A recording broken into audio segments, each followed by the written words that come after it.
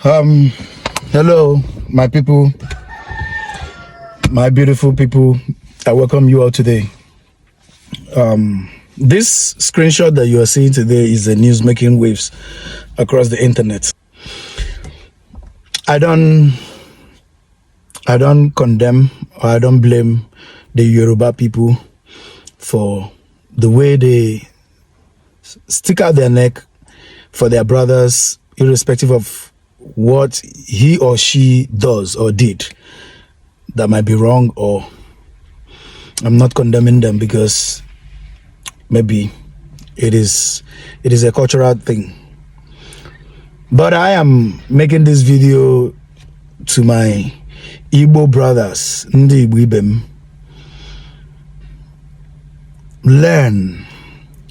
Learn one thing. Learn how to protect your own.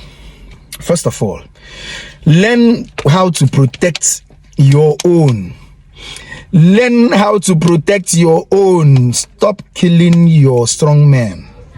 Stop publicly executing and condemning your strong people simply because you feel that they erred here or they erred there.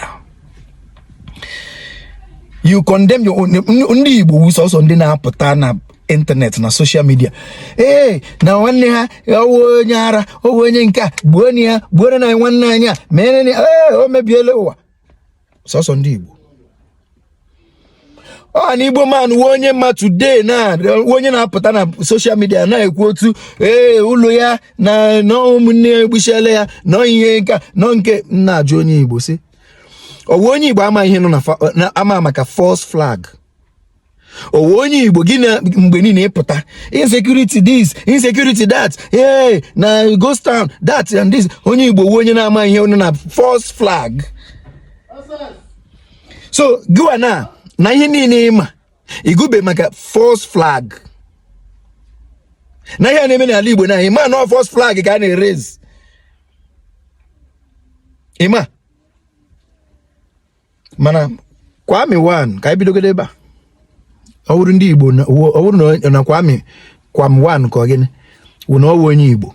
If he's an Igbo person, it is the entire Igbo people will come against him and lambast him and even condemn him and cancel him.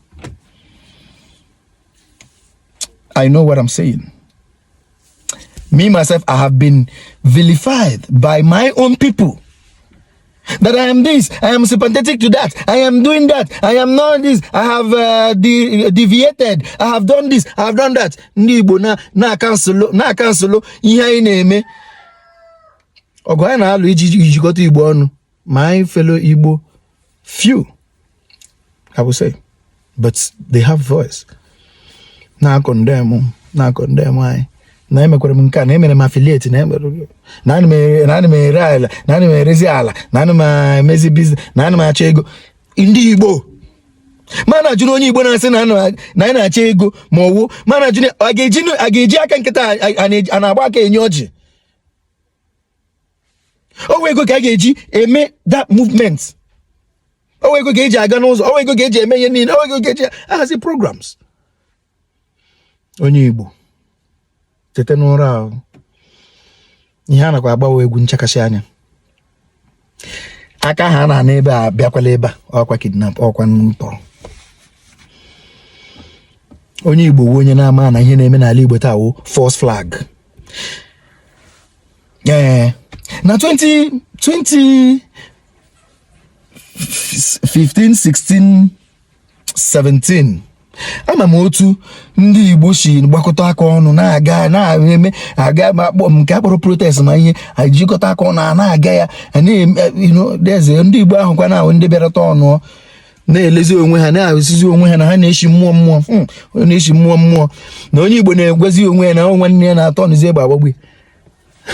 This is false flag. Anwa otu ọzọ m ga-eshi ekwu ya.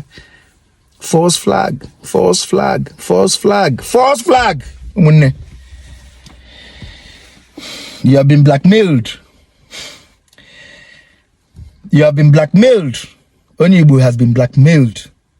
Now, ọtọ gazi na nwanne ya na-egbu ya. Lena ala Igbo enwe. Ala Igbo anyị gbakọtara aka nwe. Mana ala Igbo ga-adị mma. Ala Igbo shall be vindicated. ndị ọwa ọrụ ha ndị ọwa aka ha nọ na ịkpa mkpamkpa. Ala Igbo shall be vindicated.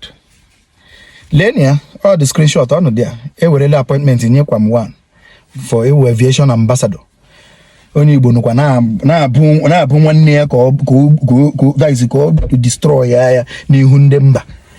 Onye rere nwanne ya, onye gburu nwanne ya wo odogwu. Onye rere nwanne ya, onye rere odogwu ya, onye rere dike.